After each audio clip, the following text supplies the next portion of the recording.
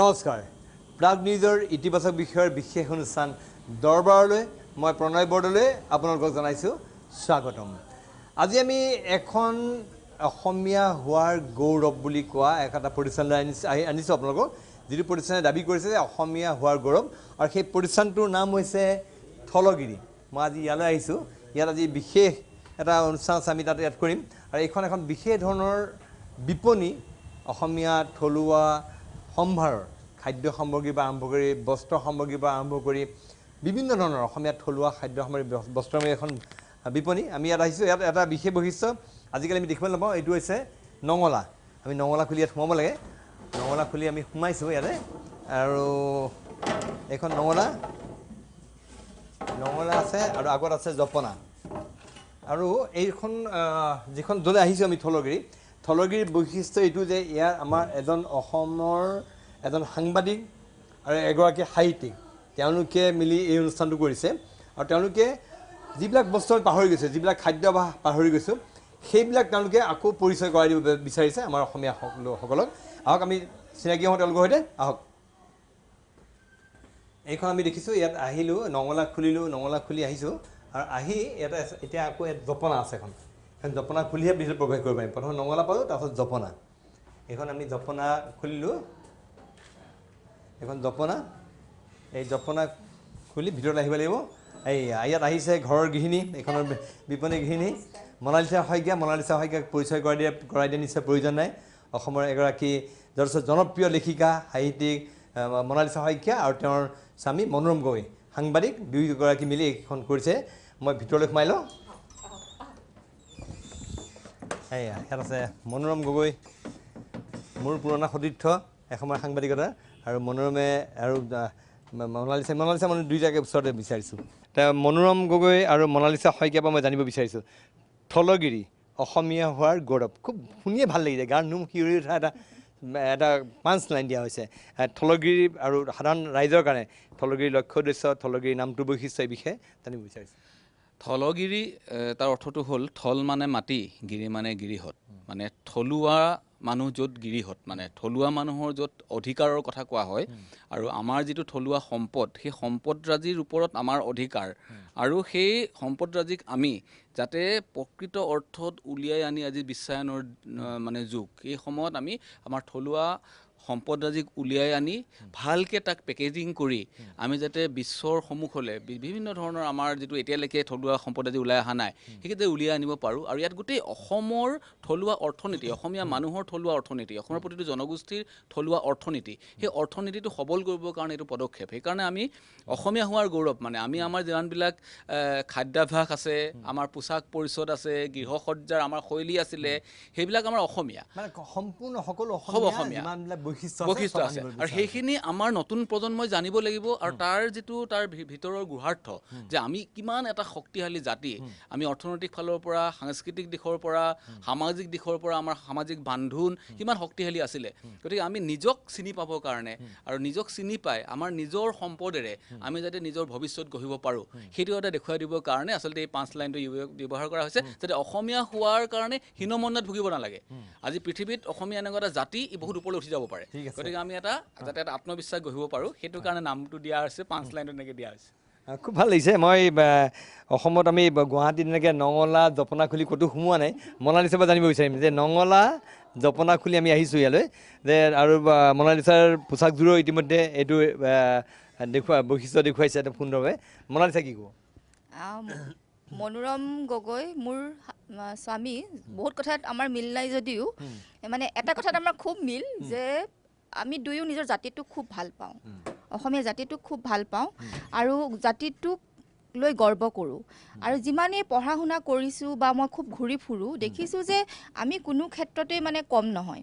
জ্যোতিপ্ৰসাদে কৈছিল যে তেওঁ যেতিয়া বাহিৰত গৈছিল, বাহিৰৰ পৰা আহি তেওঁ কৈছিল যে গোটেই পিকাছ'ৰ যিটো কিউবিজিম মানে পেইণ্টিঙৰ যিটো তেওঁৰ আৰ্হি শৈলী, সেইটো গোটেইচোন আমাৰ শংকৰদেৱে নামঘৰতে মই দেখা পালোঁ। তেওঁ কৈছিল গোটেই মণিকূটত মানে যিটো কিউবিজিম। তেতিয়া মই ভাবিছোঁ যে আমাৰ অসমৰ ভাস্কৰ্য, স্থাপত্য বা অৰ্থনীতি বা আমাৰ শস্য আমাৰ ইমান উন্নত, স্বকীয় বৈশিষ্ট্য সম্পূৰ্ণ, আৰু ইমান বৰ্ণময় সংস্কৃতি। এতিয়া আপুনি কাপোৰযোৰ, এইযোৰ মই মিচিং সকলো জনগোষ্ঠীৰ এখন মানে গেৰো দিয়া চাদৰ পিন্ধিছোঁ কিন্তু আপুনি যদি চাই দেখিব আমাৰ ইয়াত ৰাভা আছে বড়ো আছে তাৰপাছত আপুনি কাৰ্বিসকলৰ আছে ডিমাচা বা আমি যত্ন কৰি আছোঁ তাৰমানে ইমান জনগোষ্ঠী থকা এটা অঞ্চলত এখন ভূখণ্ডত ইমান বৈচিত্ৰ্যময় ৰং থাকোঁতেও আমি আজি আকৰ্ষিত হৈছোঁ বিদেশৰ ডাঙৰ ডাঙৰ ব্ৰেণ্ডৰ কাপোৰবিলাকৰ প্ৰতি এতিয়া আজি গ্ল'বেলাইজেশ্যন বুলি সকলোৱে কয় যে আজি বিশ্বায়নৰ যুগ বিশ্বায়নৰ জৰিয়তে আমাৰ গোটেই মানুহবিলাক ধৰক গোটেই বস্তুবিলাক আমাৰ ইয়ালৈ আহি গৈছে আমি সব ব্ৰেণ্ড পাই গৈছোঁ লিভাইজ কওক আপুনি উডলেণ্ড কওক আপুনি এডিডাছ কওক চব পাই গৈছোঁ কিন্তু ভাইচ ভাৰ্চা আমি কিন্তু সেই একেটা পদ্ধতিৰে আমাৰ বস্তুবোৰ কিন্তু মাৰ্কেটিং কৰিব পৰা নাই এই গোটেই মাজুলীৰ মিঠাতেল আহিছে অসমীয়া ল'ৰাই সেই সিংফো গাঁৱৰ পৰা চাহপাত পঠাইছে যিটো আমাৰ সিংফোসকলৰ ফালাপ বুলি কয় ব্ৰিটিছ অহাৰ আগতেই আমাৰ অসমত চাহৰ আছিলে সেই বস্তুবিলাক আমাৰ নতুন প্ৰজন্মই নাজানে আৰু তাৰ আমাৰ কিমান সুগন্ধি চাউল আছে আমি বাসমতি চাউলটো চিনি পাওঁ কিন্তু আমাৰ কুণকুণী জহা বা কণী জহা সেই বস্তুবিলাক নতুন প্ৰজন্মই নাজানে খোলা চপৰীয়া পিঠা বা টেকেলি পিঠা কিমান স্বাস্থ্যসন্মত হালধি আমাৰ ধুনীয়া বাঁহ এজোপাৰ পৰাও যে আমি খাদ্য প্ৰস্তুত কৰোঁ খৰিচা আচাৰ কৰোঁ সেই সকলোবিলাক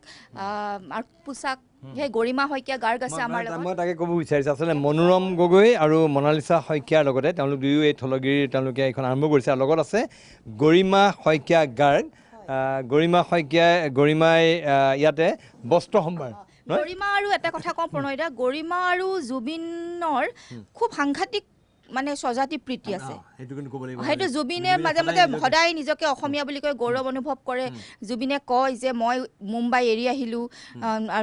সুযোগ পালে অসমীয়াত্বৰ কথা কয় সেইবাবে তেওঁলোকে আমাৰ এই পদক্ষেপটো খুব ভাল পাইছিল আমি যেতিয়া আলোচনা কৰিছিলোঁ আৰু গৰিমাক কৈছিলোঁ তুমি যিহেতু ফেশ্বন ডিজাইনাৰ তাই তেতিয়া কি কৰিলে গোটেই অসমৰ যিমান জনগোষ্ঠী আছে আজিও তাই মানে আহিব আৰু এতিয়া গোটেইবিলাক বোৱাই আনিছে এইবোৰ কোনো মেচিনত বোৱা নহয় শালত বোৱাইছে শিপিনীবিলাকে যাতে আমাৰ উদ্দেশ্যটো হৈছে শিপিনীসকল যিবিলাক আজি মেচিনে আজি শিপিনীসকলৰ অৱস্থা খুব বেয়া কৰিছে আমি দেখিছোঁ যে মিটিঙে সমাজত দেখোঁ যে গামোচা আজি বাহিৰৰ পৰা অহা গামোচাই বেছিভাগ ব্যৱহাৰ হয় ফলত কি হৈছে আমাৰ শিপিনীসকলৰ যিটো কৰ্মোদ্যম বা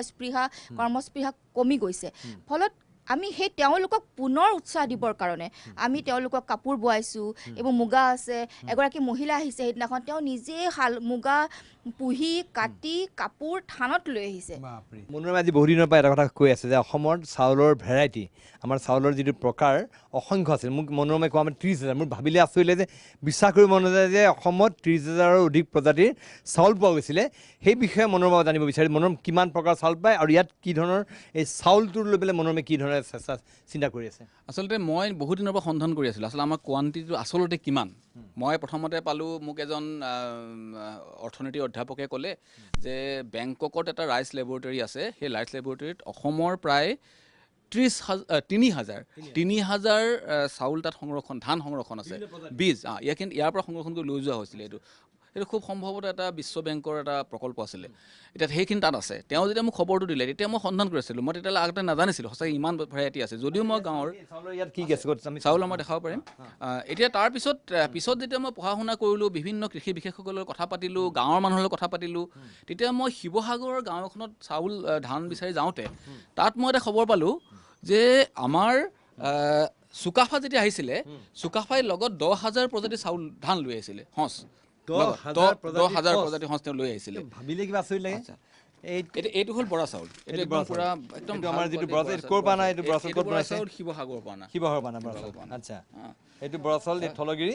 বৰা চাউল দিয়া আছে এইটো থলগিৰি পাই আৰু কি আছে কি চাউল আছে এইটো হ'ল কণী জহা এইটো কণী জহা আছিলে আমাৰ কোনকণী জহা আছিলে শেষ হৈ গ'ল আৰু জহা আমি 6টা ভেৰাইটি জহা আনিছিলোঁ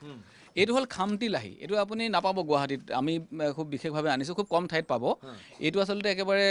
অৰুণাচল আৰু অসমৰ সীমান্তত হয় আৰু খামটি লাহি হয় এইটো মই নামচাইৰ পৰা অনাইছোঁ এইটো অৰুণাচলৰ নামচাইত আৰু তেওঁলোকে খুব এইটো টোপোলা ভাত আপুনি নিশ্চয় খাইছে চিংফুসকলৰ খামটিসকলৰ টোপোলা ভাত এইটোৰ পৰা টোপোলা ভাত কৰিব পাৰে খুব ভাল খাবলৈ এইটো ঢেঁকীত খুন্দা সান্দহগুড়ি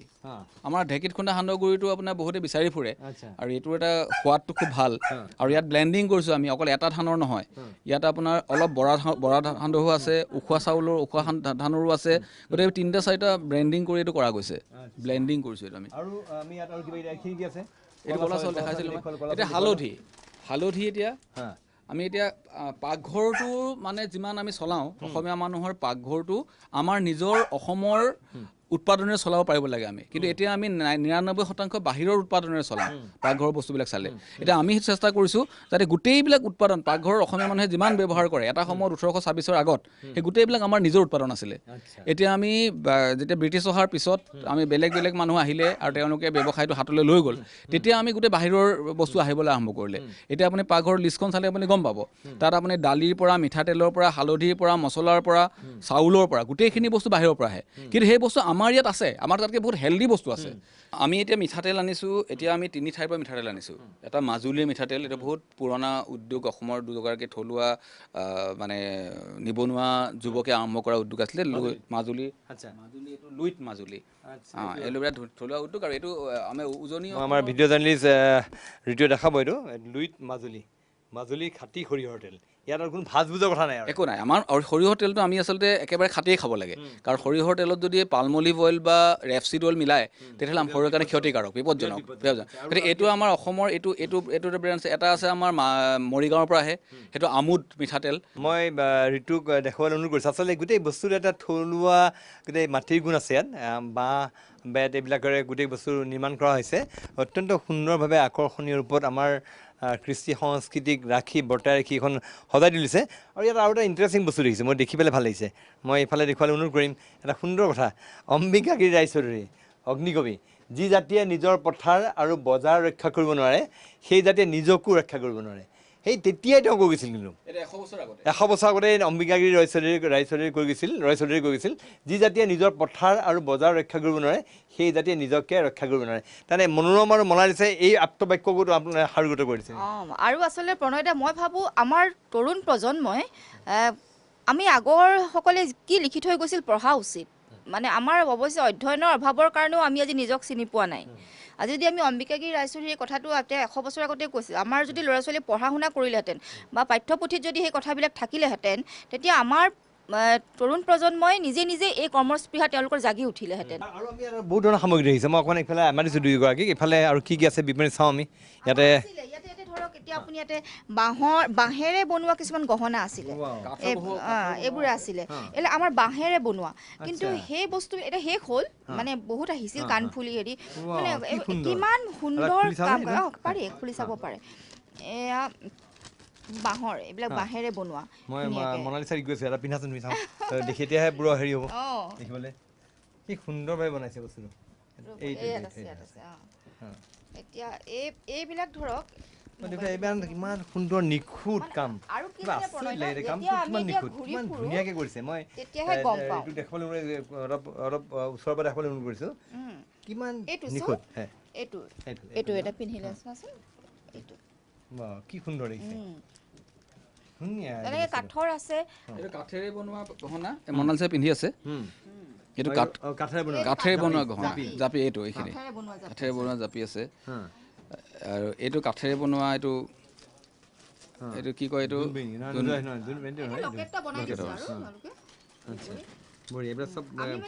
এইকাৰণে ভাবিছোঁ যে আমাৰ বেতৰ গহনা হয় বাঁহৰ হয় ক্ৰিয়েটিভিটি এতিয়া আপুনি চাউথত দেখিব আপুনি নাৰিকল গছজোপাৰ একোৱে পেলনি নাযায় নাৰিকলৰ খোলাটোলৈকে তেওঁলোকে ব্যৱহাৰ কৰে বিভিন্ন ধৰণেৰে কিন্তু আমিতো আমাৰ ইমান সম্পদ আছে আমিতো এইবোৰ এনেই পৰি থাকে আমি সেইবিলাক কেতিয়াও এইবিলাক পাতিৰ যিটো পাতিৰ বেগ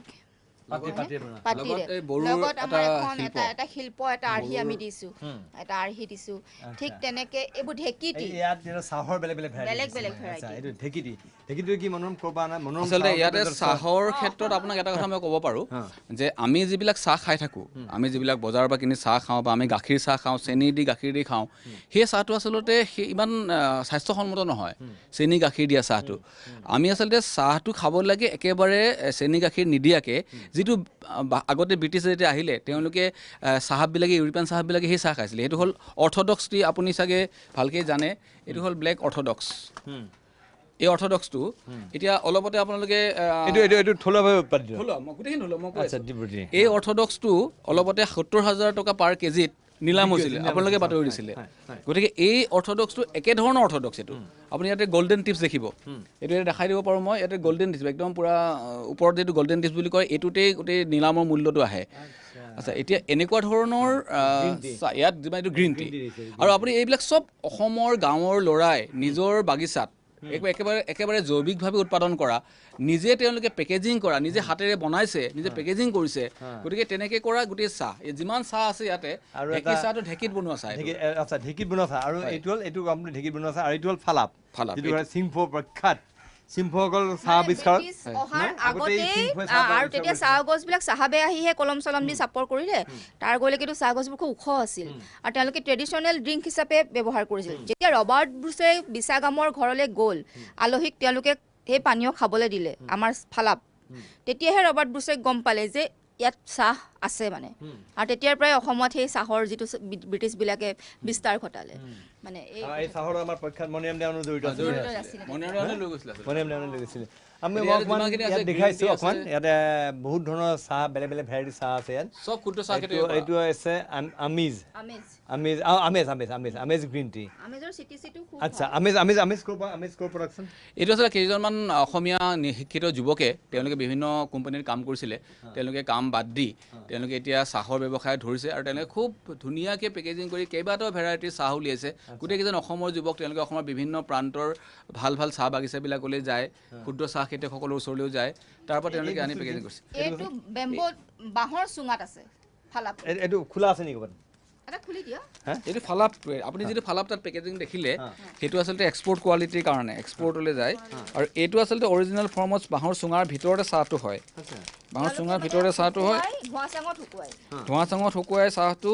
তেওঁলোকে এইটো আমি কাটি দিছোঁ এইটো এক্সপৰ্টৰ কাৰণে ইয়াতে চাহত বাঁহৰ ভিতৰত সোমাই আছে এইটো আপুনি খুব স্মকি ফ্লেভাৰ আৰু ইমান প্ৰথমতে মানুহে ভাবে কেনেকুৱা খোৱাৰ পিছত কিন্তু চবেই মানে খুব ধুনীয়া ৰং এটা ওলাই গৰম পানীত দি দিলে আৰু খুব ভাল লাগে খাবলৈ এইটো এনেকৈ আহে মানে এটা অকণমান দিলেই হ'ল আপুনি অকণমান খুন্দি খুন্দি ধোঁৱা চাঙত শুকুৱাই সেইকাৰণে আপুনি যেতিয়া বনাব যেতিয়া চাহটো ৰেডি কৰিব খাব তেতিয়া আপোনাৰ এনেকুৱা লাগিব স্মকি এটা ফ্লেভাৰ মানে এই চাহপাতটো আনি সিহঁতে কি কৰে শুকুৱাই এই চাহপাতটো আচলতে চাহ গছৰ পৰা তুলি আনে আৰু এইটো অৰ্গেনিক পুৰা অৰিজিনেল এইটো অৰণ্যৰ পৰা কালেক্ট কৰিছিলে এতিয়া কৰি লৈ তেওঁলোকে এইটো এই বাঁহৰ চুঙাটোত সুমুৱাই একদম ঠেলি চেঁচি সুমুৱাই এয়াৰ টাইট কৰি তেওঁলোকে ধোঁৱা চাঙত তুলি থৈ দিয়ে ধোঁৱা চাঙত অন্ততঃ 2 বছৰ মই 12 বছৰৰ পুৰণাও পাইছোঁ 12 বছৰলৈকে ৰাখে এইটো আচলতে চিংফু এইটো চিংফুটো অৰিজিনেল তেওঁলোকে চাহটো অসমত প্ৰথম আৰম্ভ কৰিছিলে এনেকৈ এইটোৱে ট্ৰেডিশ্যনেল ফৰ্মটো হয় হয় হয় এইটো মাৰ্কেটিং হৈছে আৰু এইটো আপুনি এবাৰ খালে এইটো মানে আপুনি অৰিজিনেল পুৰণা গ্ৰীণ টিৰ যিটো এফেক্ট এইটো চাইনিজ গ্ৰীণ টিবিলাক যেনেকৈ আছিলে তেনেকৈ এইটো আপুনি যদি খায় ইয়াত এটা স্মকি ফ্লেভাৰ পাব আৰু একে সময়তে ইয়াত আপুনি এইটো এণ্টি অক্সিডেণ্ট আৰু এইকাৰণে স্বাস্থ্যসন্মত এইটো স্বাস্থ্যসন্মত এইবিলাক কি আছিলে এইবিলাকৰ কিবা দেখিছোঁ শুকান ভোট জলকীয়াৰ শুকান গুড়ি এইখিনি আচলতে নাগালেণ্ডৰ হয় প্ৰডাক্ট নাগালেণ্ডৰ এজন আমাৰ সহযোগী এজনে তেখেতে এইটো কৰিছে তেখেতে অকল এইটো শুকান ভোট জলকীয়াৰ এইটো শুকান গুড়ি এইবিলাক এইটো হ'ল আপোনাৰ smoked local chilli sauce smoked local chilli sauce তাৰমানে আমাৰ যিটো কেঁচা জলকীয়া সেই কেঁচা জলকীয়াটোৰ পৰা তেওঁলোকে স্ম'ক কৰি পিনে এইটো চচ এটা বনাইছে মানে পেকেজিংটো বৰ সুন্দৰ মানে ভাল লাগিছে দেখিবলৈ ভাল লাগিছে এইটো মিঠা এইটো চুইট চিলি চচ এইটো মিঠা আৰু এইটো কিন্তু একদম পুৰা ভোট জলকীয়াত আটাইতকৈ ডাঙৰ নাগা কিং চিলি চচ আচ্ছা এইটো যদি আপোনাৰ একদম পুৰা ভোট জলকীয়া সোৱাদটো লাগে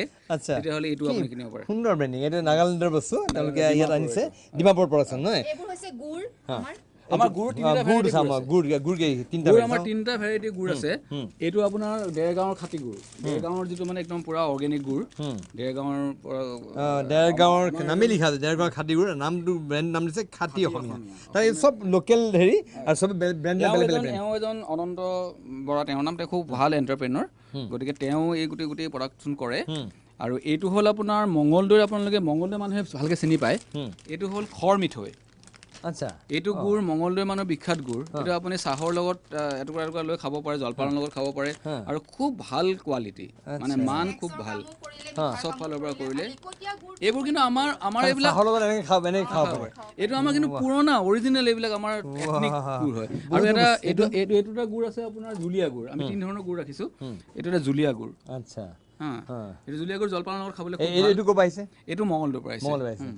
মঙলদৈ দেৰগাঁও গোটেই অসমখন সোমাই আছে ইয়াত সোমাই আছে আৰু এইখিনি আপুনি পকা মিঠৈ এই পকা মিঠৈটো আমি একদম চৰাইদেউৰ পৰা আনিছোঁ চৰাইদেউৰ পৰা আনিছোঁ এইটো পকা মিঠৈ বিৰাট ভাল একদম পুৰা জালুক দিয়া আছে আপুনি চাহৰ লগত খাব পাৰে এইটো আকৌ পকা মিঠৈ আমি এখন সত্ৰত বনাই আনিছোঁ সত্ৰৰ ভকতে বনাই দিয়ে তেওঁলোকে এখন বনাই দিছে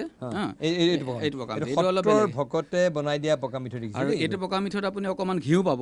আৰু সেইটো পকা মিঠৈত অলপ বেছিকৈ আপুনি জালুক পাব গতিকে যিসকলৰ খোৱাত আমি এইটো আচলতে আমাৰ বাহিৰৰ আমি স্নেক্স কিয় খাব লাগে আমি আমাৰ নিজৰ স্নেক্স ইমান থাকোঁতে আমি ডেভেলপ কৰিব পাৰোঁ সেইবোৰ খাব লাগে আমি যিসকলে খাব বিচাৰে এইটো হ'ল সীতা জখলাৰ আপুনি জানে সীতা জখলাৰ এইটো গৰুৰ ঘি হয় বিৰাট ভাল হয় এইটো এবাৰ যি নিয়ে আকৌ বাৰে বাৰে বিচাৰি বিচাৰি আহে সীতা জখলাৰ ঘি আৰু এইবিলাক মানে প্ৰখ্যাত আৰু এইখিনি আমাৰ এইখিনি সেইটো হ'ল আপোনাৰ ষ্টেভিয়া পাউডাৰটো এইটো যিটো অৰ্গেনিক আচলতে চুগাৰ ফ্ৰী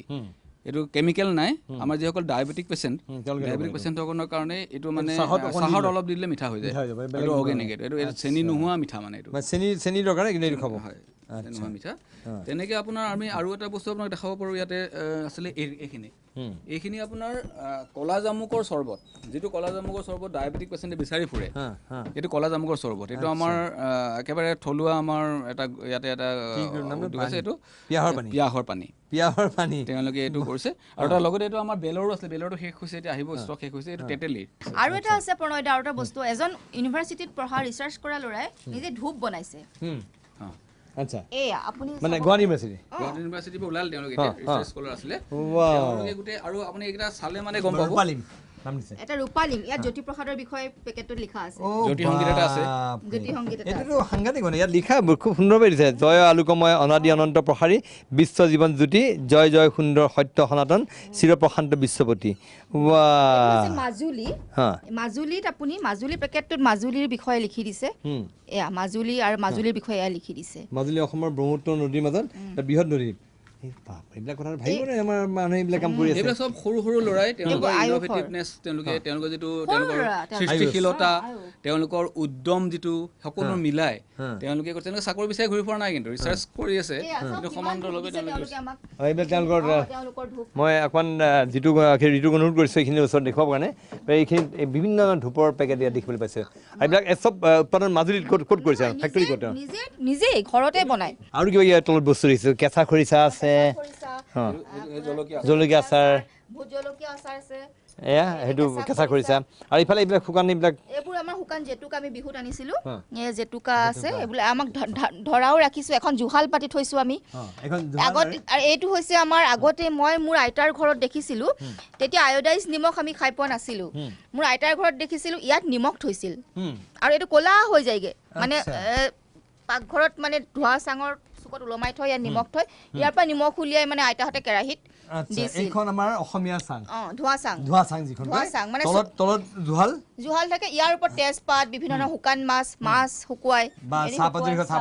চাহপাত শুকুৱাব পাৰে বা ইয়াতে আপোনাৰ যিকোনো বস্তু আমাৰ ধোৱা চাংখনৰ অসমীয়া সমাজ জীৱনত ধোৱা চাংখনৰ গুৰুত্ব খুব বেছি মানে সেইটো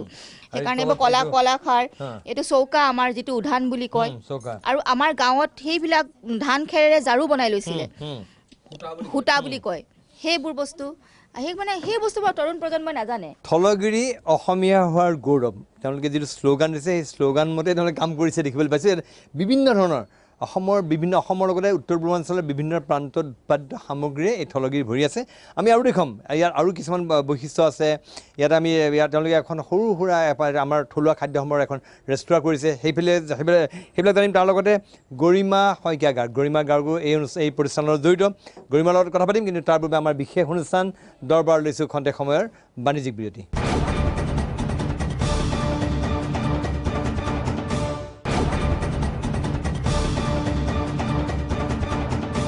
খন্তেক সময়ৰ বিৰতিৰ পিছত পুনৰ উভতি আহিছোঁ প্ৰাগ নিউজৰ ইতিবাচক বিষয়ৰ বিশেষ অনুষ্ঠান দৰবাৰৰ মাজলৈ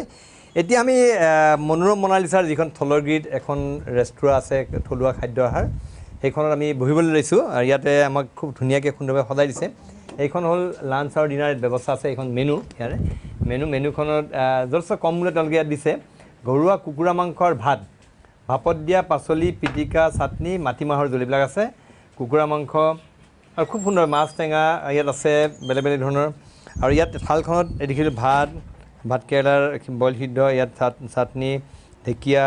পিটিকা ভাজি গোটেইখিনি দিছে ইয়াত হাঁহৰ মাংস কোমোৰা দিয়া ৰন্ধা হাঁহৰ মাংস আৰু মাটি দালি আৰু ইয়াতে আমি কুকুৰা মাংস থলুৱা কুকুৰা মাংস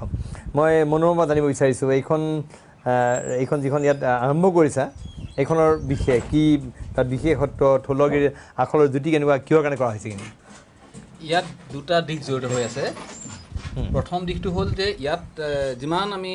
ৰান্ধিছোঁ যিবিলাক উপকৰণ লৈ ৰান্ধিছোঁ ইয়াতে আপোনাৰ চাউলৰ পৰা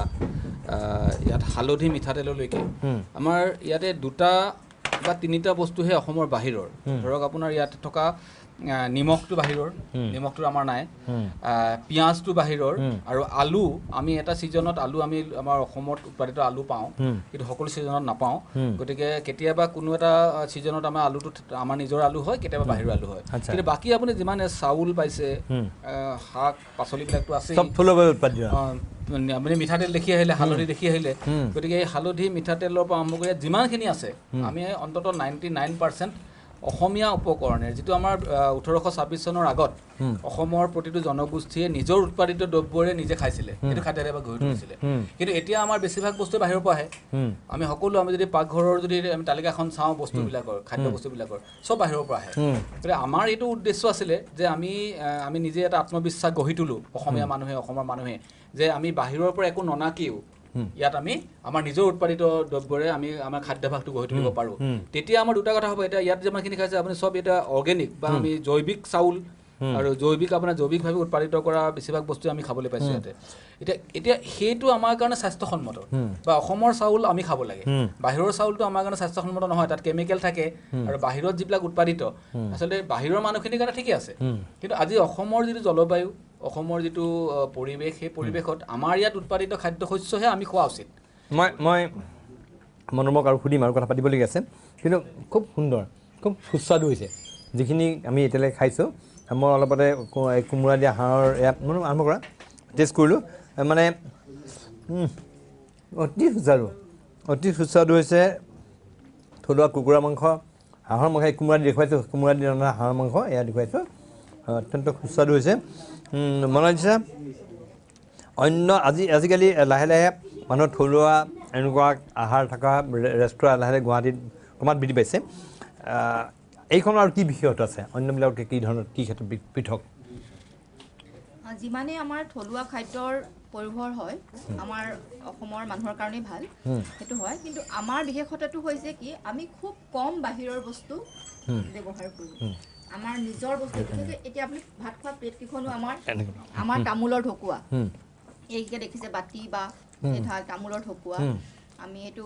কৰিছোঁ মানে ইকো-ফ্ৰেণ্ডলি তাৰ পাছত আৰু আমাৰ যিসকল আইতাহঁতে বনোৱাৰ নিচিনা বা বৰমাহঁতে গাঁৱত যেনেকৈ বনাইছিল কচু তৰকাৰী বা খাৰ বা হেৰি সেইবিলাক মানে মই ভাবিছোঁ যে আমাৰ বাহিৰৰ ইমান স্পাইচি বস্তু খাই মানুহে ঘৰুৱা এটা পৰিৱেশত ঘৰুৱা ভাত এসাঁজ খাওঁ আমি সেইকাৰণে টিপিকেল যিবোৰ ৰেষ্টুৰেণ্ট তেনেকুৱা কৰা নাই এইটো এটা আমাৰ ঘৰুৱা ড্ৰয়িং ৰুমৰ নিচিনা বা আমাৰ ঘৰলৈ অতিথি আহিলে যেনেকৈ আমি ভাত এসাঁজ খুৱাওঁ ঠিক তেনেকৈ যাতে বহি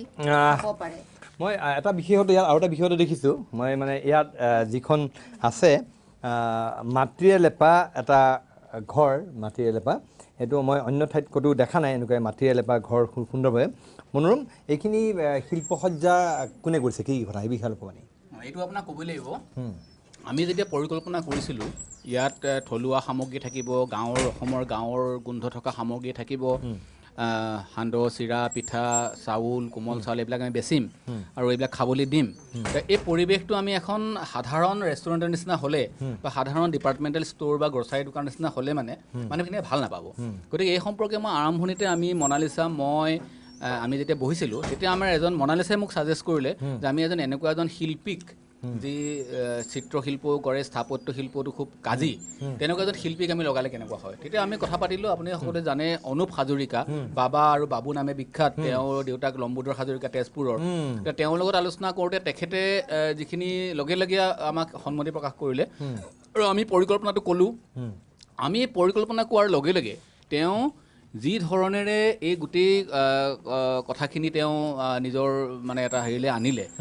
পৰিকল্পনাৰে আনিলে সেইটো তেওঁ আমাক ক'লে যে আমি একদম পূৰা ঘৰুৱা কৰিবলৈ হ'লে মানে আমি গোটেই স্থাপত্যখিনি ঘৰুৱা কৰিব লাগিব মানে অসমীয়া থলুৱা স্থাপত্যৰ গোন্ধ থকা কৰিব লাগিব তেতিয়া আমি গোটেইবিলাক আলোচনা কৰি ক'লোঁ যে আমি গোটেইকেইটা ঘৰৰ আৰ্হি যে আমাৰ পুৰণা যিটো অসমীয়া ঘৰৰ আৰ্হি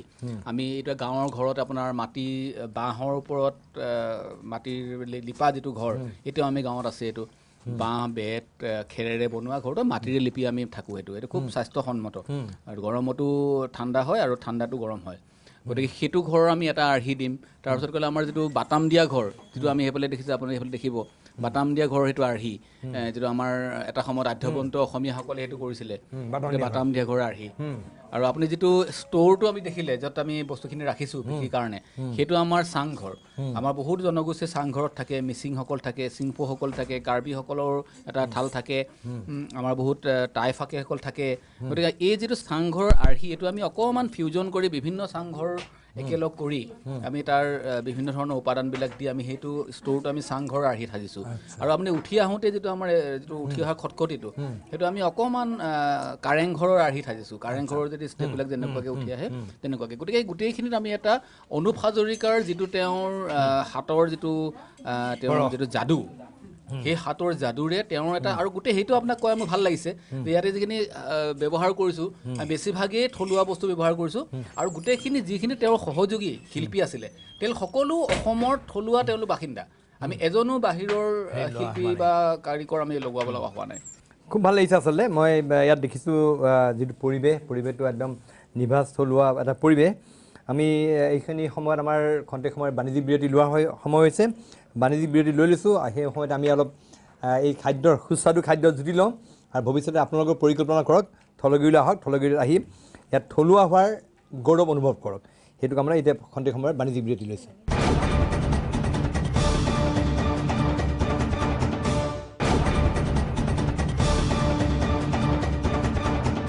খন্তেক সময়ৰ বিৰতিৰ পিছত পুনৰ উভতি আহিছোঁ প্ৰাগ নিউজৰ ইতিবাচক বিষয়ৰ বিশেষ অনুষ্ঠান দৰবাৰ মজিয়ালৈ আজি আমি দৰবাৰ অনুষ্ঠিত কৰিছোঁ থলগিৰি অসমীয়া হোৱাৰ গৌৰৱ এইখন গুৱাহাটীৰ যিটো লেম্প ৰোড সেইটো লতাশিলৰ ওচৰত লেম্প ৰোড এইখন থলগিৰি অৱস্থিত আমি ক'লোঁ ইয়াত আড্ডা চলে আচলতে ইয়াতে আমি ইয়াত ইতিমধ্যে আমাৰ ঋতুৱে দেখুৱাইছে ইয়াত কেনেকৈ বহি পেলাই খোৱাৰ এটা পৰিৱেশ হয়তো অসমত গুৱাহাটীত বা অসমত এনেকুৱা ৰেষ্টুৰেণ্ট মই দেখা নাই যে এনেকৈ বহি খোৱাৰ এটা পৰিৱেশ আৰু ইয়াত চলে আড্ডা মনালিছা কি আড্ডা চলে আৰু এতিয়া কি খোৱাম আমাৰ মনালিছা এইটো কি আপোনাক এতিয়া মই খুৱাম আমাৰ খুব মানুহে ভাল পায় এইটো ফালাপ আপুনি কৈছিল যে চিংফোচা এই চুঙাৰ পৰা অলপ উলিয়ালো জাষ্ট এক টিপ আৰু অকণমান আপুনি গৰম পানীত দি আপুনি চবতে আপুনি ঢাকি থৈ দিয়ক এনেকৈ আপুনি দি পেলাই অলপ এনেকৈ দি ঢাকি থৈ দিলেই হ'ল আৰু ইমানখিনি অলপ হ'লেও অলপ আৰু অকণমান সময় ঢাকি থ'ব লাগিব তেতিয়া আপোনাৰ জেতুকাৰ নিচিনা ৰং এটা ওলাব খুব ধুনীয়া ঢাকি থৈ দিলে জেতুকাৰ নিচিনা ৰং এটা ওলাব এটাত মই ঢাকি থৈছিলোঁ আচ্ছা ঠিক আছে আমি যে ফলাপটো প্ৰস্তুত হওক অলপ সময় ৰং ধৰিব আমি অলপ থৈ দিছোঁ এইটো অলপ হৈছে এইটো হৈছে তেতিয়া আপুনি চাকি দিব পাৰে নহ'লে পাতখিনি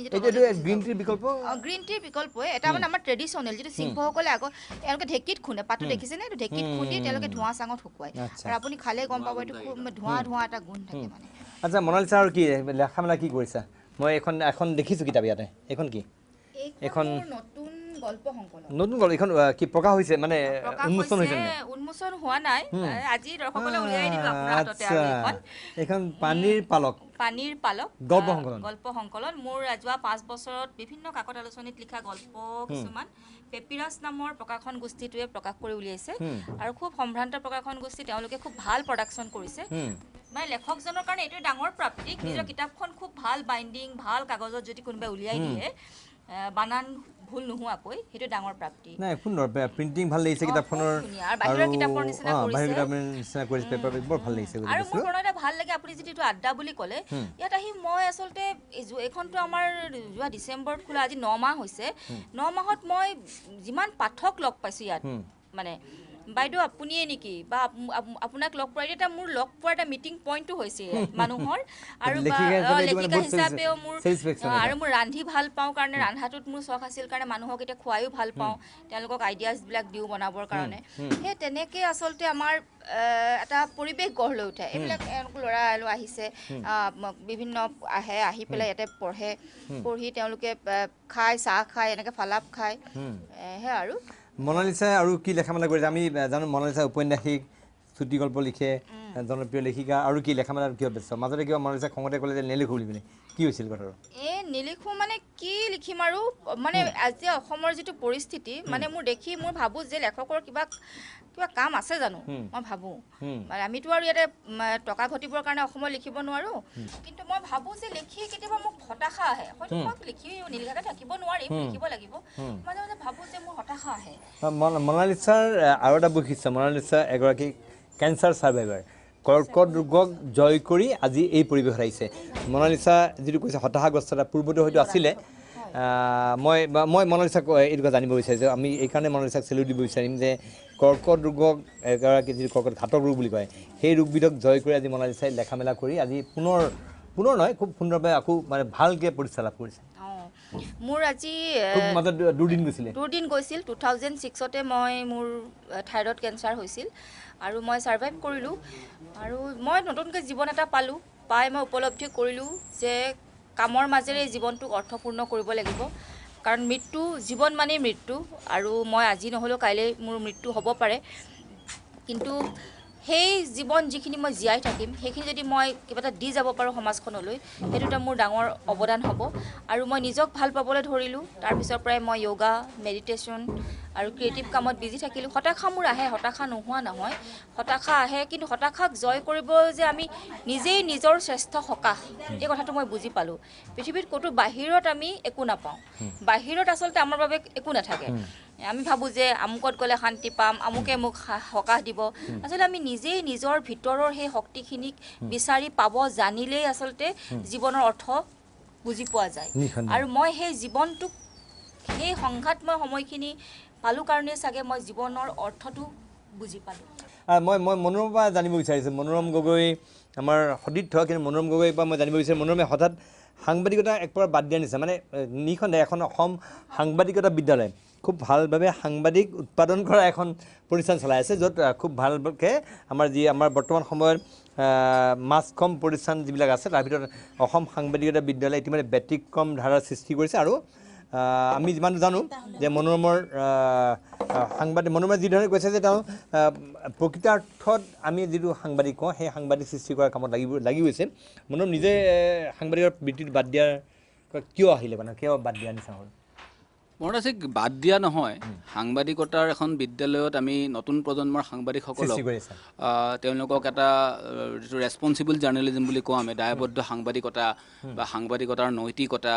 এইখিনি বস্তুৰো খুব গাইডেঞ্চৰ এতিয়া এই সময়ত প্ৰয়োজন আছে বুলি আমি ভাবোঁ গতিকে সেইকাৰণে মই পোনপটীয়াভাৱে এতিয়া কোনো ধৰণৰ সংবাদ সংস্থাত নাথাকিলোঁ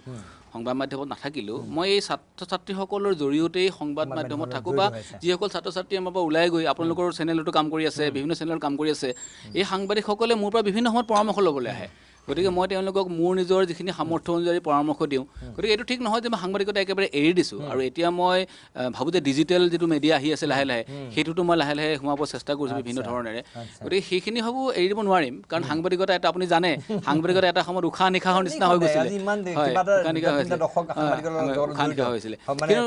কলেজৰ শিক্ষা পাছ কৰাৰ পূৰ্বে সাংবাদিকত প্ৰৱেশ কৰিছে এতিয়া পৰা সেইটো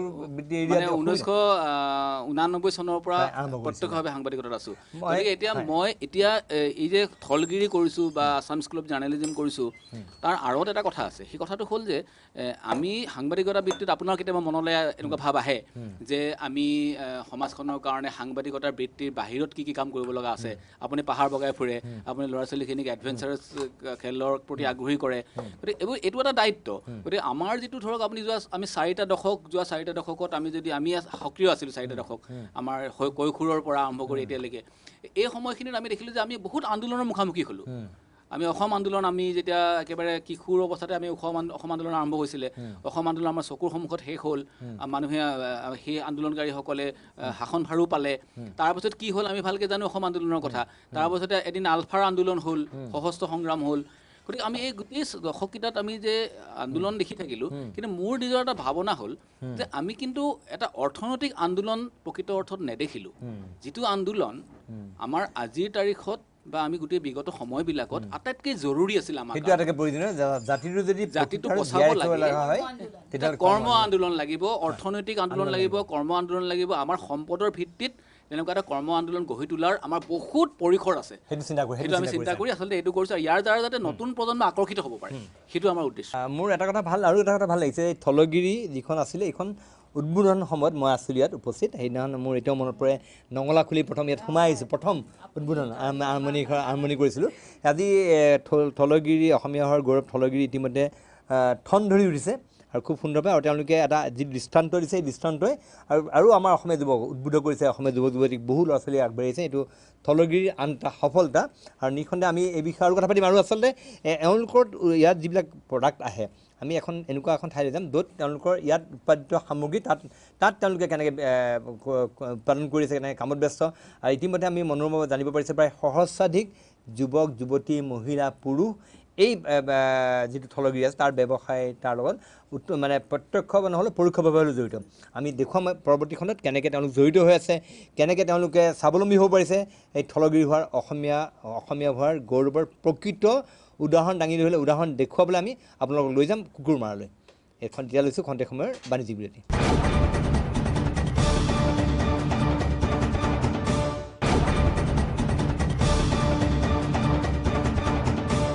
বিৰতিৰ পিছত পুনৰ উভতি আহিছোঁ প্ৰাগ নিজৰ বিশেষ অনুষ্ঠান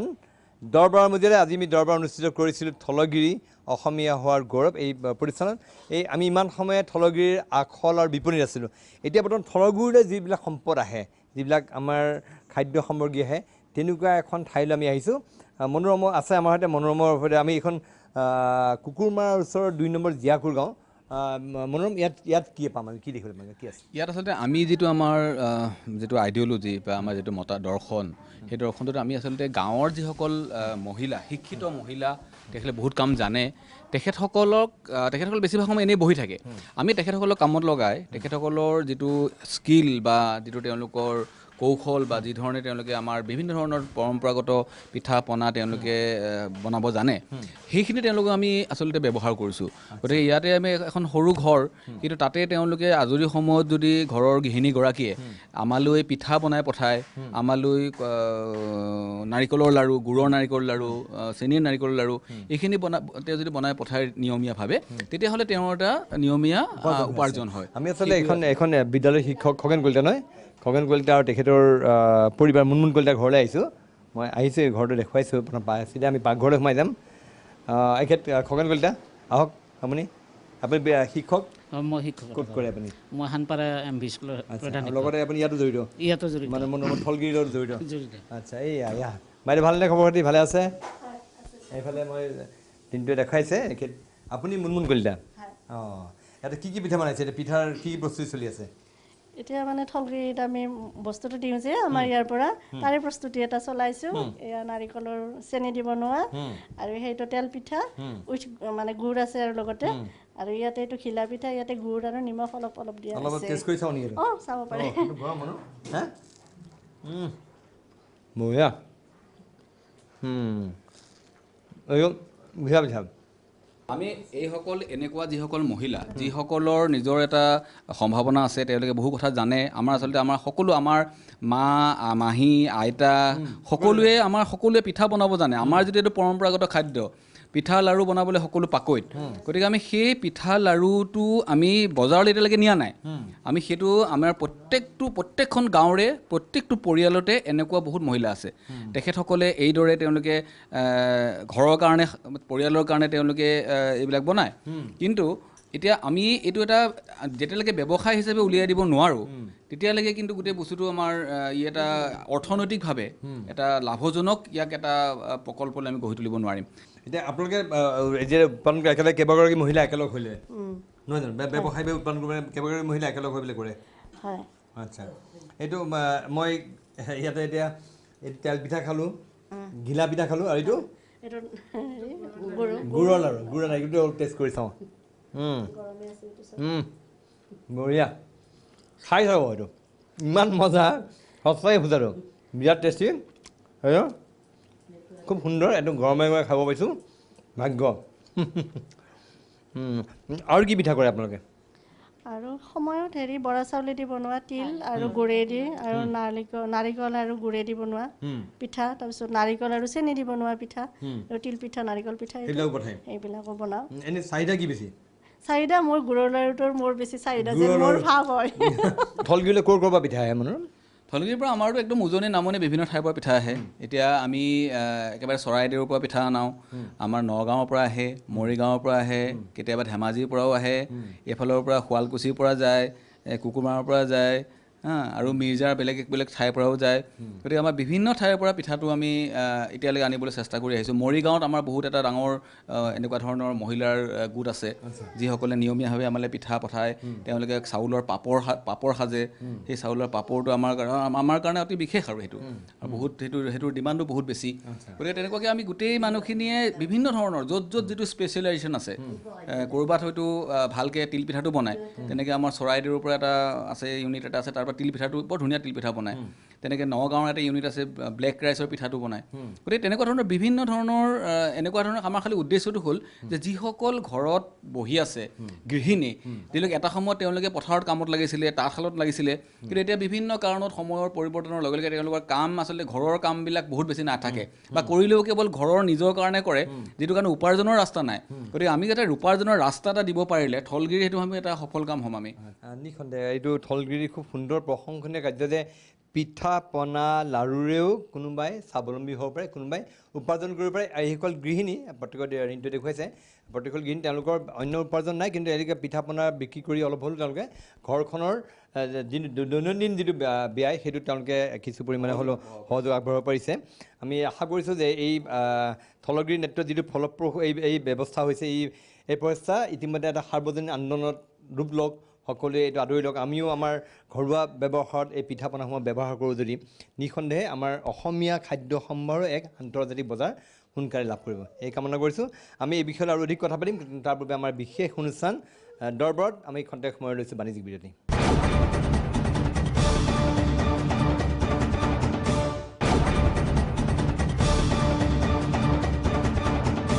খন্তেক সময়ৰ বিৰতিৰ পিছত পুনৰ উভতি আহিছোঁ প্ৰাগ নিউজৰ ইতিবাচক বিষয়ৰ বিশেষ অনুষ্ঠান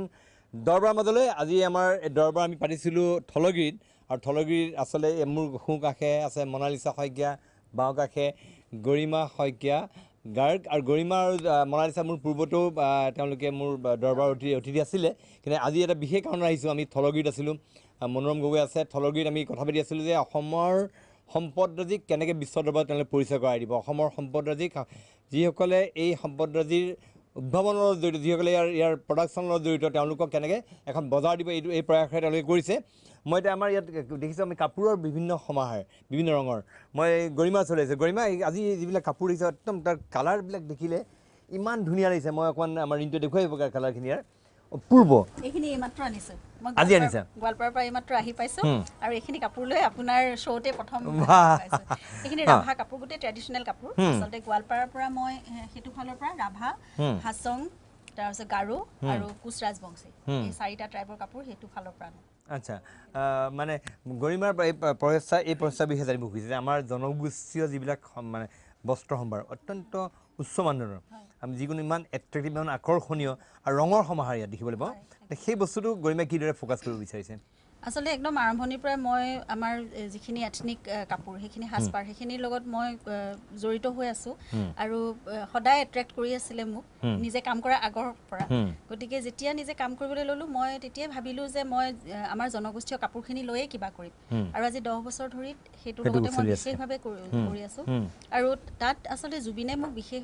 মানে প্ৰথম অনুপ্ৰেৰণা জুবিনৰ পৰাই মই পাইছোঁ কাৰণ জুবিনে তেনেকুৱা ফিউজন কাপোৰবোৰ পিন্ধি ষ্টেজত খুব ভাল পায়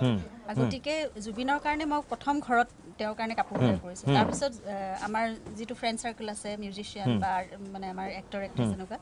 আমাৰ শিল্পীসকলৰ কাৰণে তেনেকুৱা বহুত কাপোৰ তৈয়াৰ কৰা হ'ল আৰু সেইখিনি দেখি মই তেতিয়া ডিজাইনিঙত ভালকৈ সোমোৱাই নাই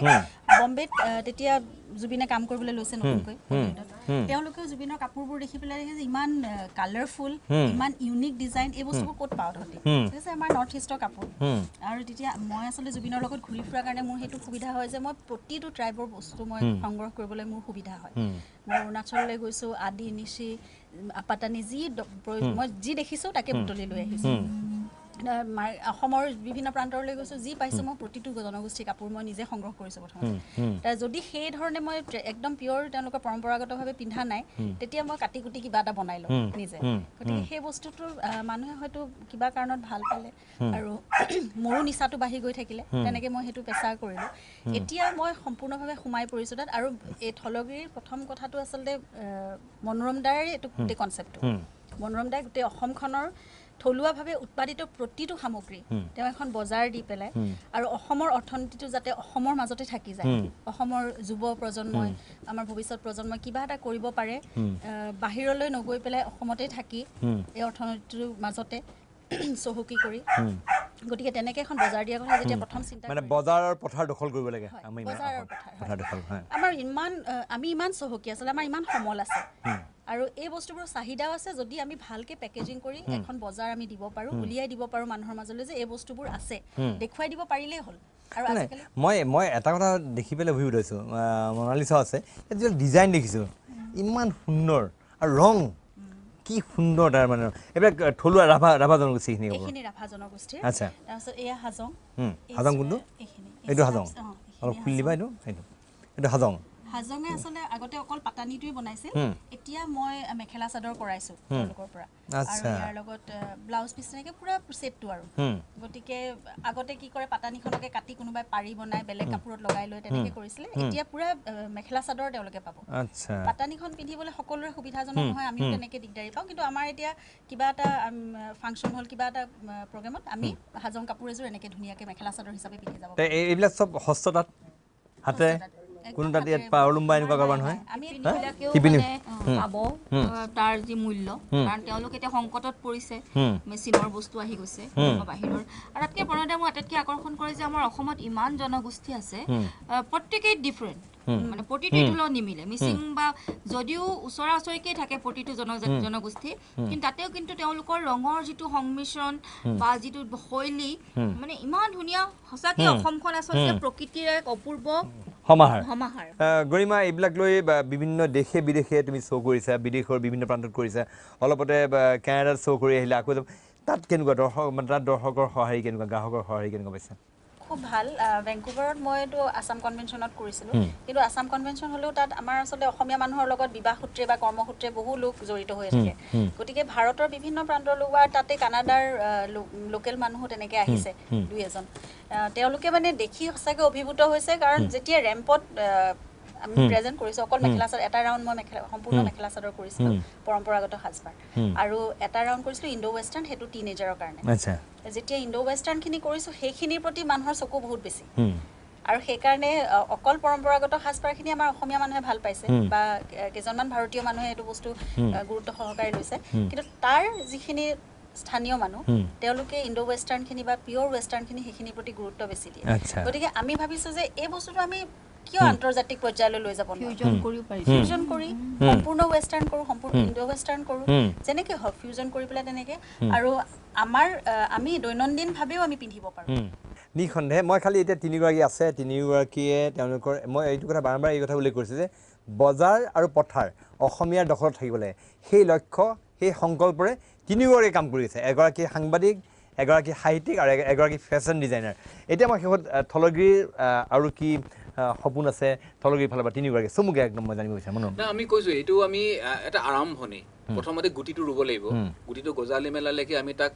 লালন পালন কৰিব লাগিব পানী দিব লাগিব সাৰ দিব লাগিব তাক বিভিন্ন বন্য জন্তুৰ পৰা বেলেগৰ আক্ৰমণৰ পৰা ৰক্ষা কৰিব লাগিব গতিকে এতিয়া আমাৰ এই গজালিটোক এই ৰক্ষা কৰা সাৰ পানী দিয়া দায়িত্ব কিন্তু অসমৰ ৰাইজৰ সচেতন ৰাইজৰ আমি অকলে কৰা কাম নহয় আমি এটা আৰম্ভণি কৰিছোঁ আৰু যেতিয়া এইটো বটবৃক্ষ হ'ব তেতিয়া ইয়াৰ ছাঁ সকলোৱে জিৰাব পাৰিব আৰু সেইটোৱে আমাৰ অসমত এটা অৰ্থনৈতিক বিপ্লৱো সূচনা কৰিব পাৰে। আজি কৰ্ম সংস্কৃতিটো আমাৰ নাইকিয়া হৈ গৈছে। কৰ্ম সংস্কৃতিৰ আধাৰত আমাৰ যিবিলাক সম্পদ আছে সেই সম্পদখিনিক লৈ আমি এটা সফল কাম অৰ্থনৈতিক আন্দোলন গঢ়িব পাৰোঁ। সেইটো আমি ৰাস্তাটো সেইটো লক্ষ্য আছে এতিয়া। হয় মনালিছা, কি সপোন আছে? আৰু মই কৈছোঁ যে সাংস্কৃতিক আন্দোলন লাগিব, কৰ্ম আন্দোলন লাগিব, আৰু উঠি অহা প্ৰজন্মই কামলৈ পিছহুকি নাথাকি আমাৰ যিবোৰ সম্পদ আছে সেইবোৰকে সাৰথি কৰি আগবাঢ়ি যাব লাগিব। গৰিমা, কি সপোন আছে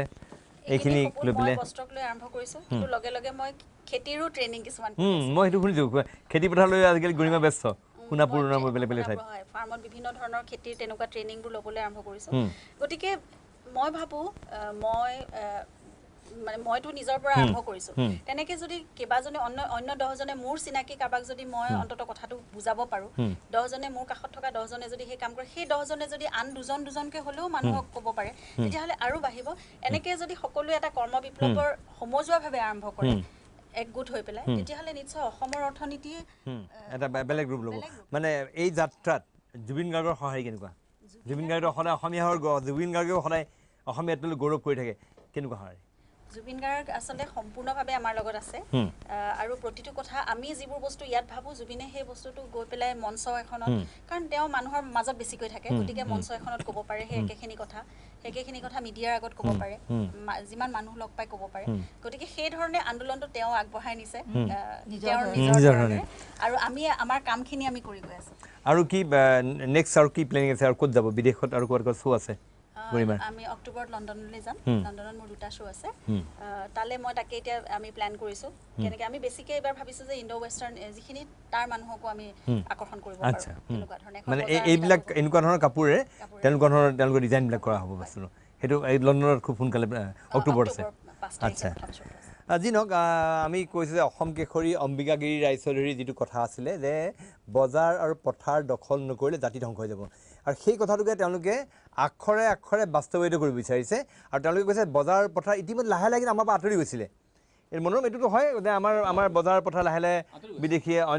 অন্য লোকে আমাক দখল কৰিবলৈ লৈছে। গতিকে সেই কথাটো ৰোধ কৰাৰ কাৰণে তেওঁলোকে এটা বীজ অংকুৰিত কৰিছে। আশা কৰোঁ অসমৰ জনগণে ইয়াত সহায় কৰক, সহযোগ কৰক, আৰু তাৰ লগতে আমাৰ অসম চৰকাৰৰ নিশ্চয় বহুখিনি কৰিবলগীয়া আছে। এটা উপযুক্ত নীতি প্ৰণয়ন কৰক এই সম্পদৰাজি ৰক্ষণাবেক্ষণৰ কাৰণে। পুনৰবাৰ থলগুৰিৰ সকলোকেইজন যিকেইজন আছে সদস্য,